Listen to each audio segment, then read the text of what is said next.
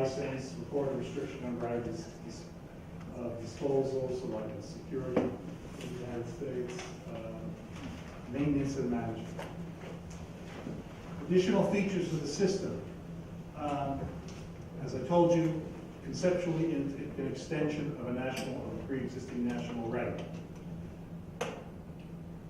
Since it's an extension under the terms of the treaty, the international registration is dependent upon that pre-existing national right for 5 years. Then it becomes independent.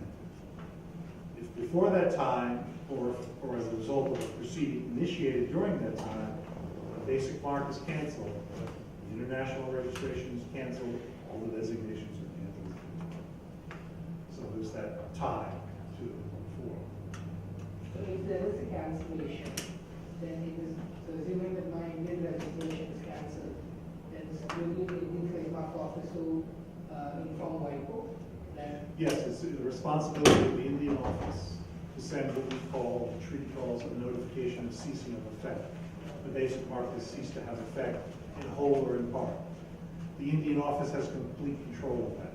If we don't receive something from them, we do nothing. We do nothing. It's up to the Indian office to determine that there has been a ceasing of effect. And this is an important concept. I'll give you an example in the United States, since I'm most familiar with that law. You file an application that has a drawing, a representation of the mark, but you make what the USPTO calls a non-material alteration to the drawing. They don't consider that a ceasing of effect. The most simple example is someone files a drawing and has a copyright symbol. So the applicant subsequently eliminates it. The drawing is changed, but the USPTO will not say, oh, suddenly something has changed and issue a ceasing of effect. Now this concept is applied a little more broadly in some of the things that they've said. I don't know if they're material alterations or not. But the point I'm trying to make is if the USPTO decides that it's not, don't send us a notice, then it's fine. It's entirely within control. Transformation. What ceasing effect takes away, transformation is restored. Transformation restores. If your basic mark falls and your international registration falls and all your designations, you have a right to file a national application with a country where the mark is canceled and retain the filing date in the international registration. You go through the usual procedure, costs are incurred, but you can restore that right and retain your filing date. It was a way to soften the effect of this ceasing of effect. Replacement, this is a feature of the system that allows you to, if you file an international application and you already have a registration in Germany, you can designate Germany and replace that national registration and have it brought into the international registration. This feature isn't used that much. I think it's more psychological. People feel, well, I have a registration, I don't want to fool with it, so I'm not going to replace it. But it does exist. When the treaty was negotiated, it was thought it would be used a lot, but it hasn't been used that much. There are some companies that use it all the time, but there are probably more that are just happy to allow any pre-existing registration they may have in a designated country that exists. A couple of things, a couple of online tools that I wanted to mention. The Madrid Goods and Services Manager. This is a database of goods and services that are acceptable to the International Bureau. They are correctly worded as far as the International Bureau is concerned. They are correctly classified, and they also are translated into 15 languages. So if you composed a list of goods and services using this manual, you could automatically, you could just translate it, pull down the menu, select it, and would give the same list in another language. For those countries whose language is one of the 15, like Arabic, it means that they could compose a list of goods and services in Arabic and then convert it to English and then submit that in the international application. We are expanding this coverage over time as we do it in conjunction with national offices in the partnership, cost-sharing arrangement to add new languages to it all the time.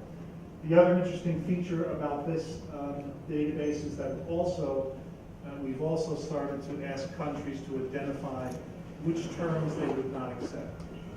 And this brings to play the specificity problem again. We will accept broad IDs, broadly worded IDs, because we have to accommodate many different systems. The US and other countries, Japan and other Asian countries, have the right to require more specificity.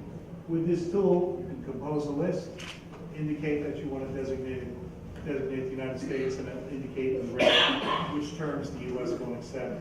You can write a limitation, a special limitation, right for the US, and insert that in your application. I think it's a very powerful tool. I hope it gets more and more use over time. I would note that it has 45,000 terms in it, which doesn't seem like much, but in fact, it is. The USPTO, for example, has their own manual of acceptable goods and services. It has 40,000 terms. I think approximately 40% of all applications the USPTO receives, national applications, 40% consist of lists of goods and services that contain only terms from their manual. So it's much like the NIS publication with other contracts. No, Because NIS also has not detailed really. publication with a whole lot of. No. The NIS publication, I mean, it's similar in the sense that it's a list of goods Yeah. and services correctly classified, but it's more of a classification tool than A. It only has like 9,000 terms, but this is a much more production-oriented type tool. And often in the NIS system, they will not add a term if you can analogize that a term would fall into a particular class. This one tends to add the terms so you can actually use it in the manner that I described. So I think it's a very powerful tool. It's worth a look. I shouldn't spend any more time on it.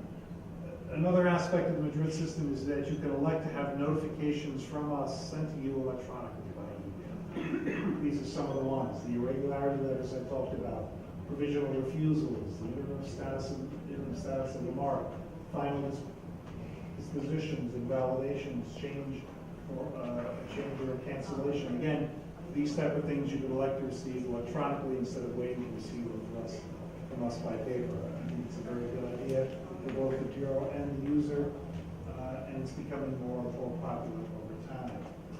Finally, we have some tools with regard to document management. Madrid Real-Time Status is an online service. You can go onto our website and type in an international registration number and find out what its status is. Is it being examined? Is it being translated? Has it been accepted? Has it been abandoned? Very popular. The Madrid Electronic Alert is like a watch service.